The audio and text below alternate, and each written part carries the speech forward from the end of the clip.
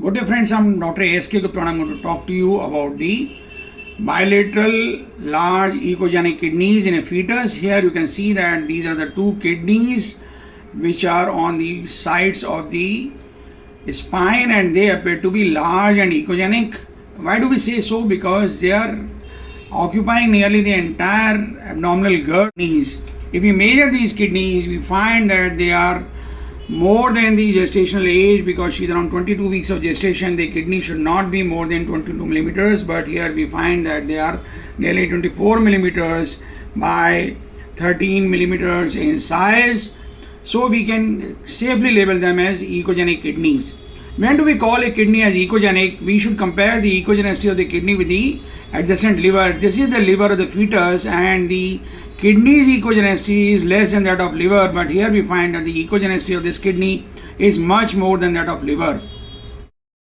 When we put in the color Doppler, we find that the renal vessels are supplying to both the kidneys, so they are kidneys only. So what should be the next step while doing the ultrasound? Whenever you come across the bilateral echogenic kidneys, the next step should be to look for the urinary bladder. Here we find that the urinary bladder is very small in size and it is persistently so. The patient should be scanned at number of times or after an interval of 30 to 40 minutes, and we find that the urinary bladder is small in size, suggesting that these kidneys are functioning less than normal. And second thing would be to look for the amniotic fluid volume. We found that the amniotic fluid volume in this patient was normal. And third thing would be to look for the any other associated anomalies. We could not find any other associated anomalies. After these things, we should do the scan of both the parents, and while doing the scan of both the parents, we found that the kidneys in both the parents are normal. These things are important because they can lead you to the decision of a diagnosis. The bilateral echogenic kidneys can be seen in patients with autosomal recessive polycystic kidney disease, and here we find that both the parents' kidneys are normal. The amniotic fluid volume might be low, the urinary bladder might be small in size, but the kidneys may still be echogenic because the small cyst in the kidneys, they appear hyperechoic rather than having cystic feeling. Next important differential diagnosis in the large echogenic kidneys is the adult polycystic kidney disease or the autosomal dominant polycystic kidney disease. In such cases, the urinary bladder might be normally filled and the amniotic fluid volume might be normal.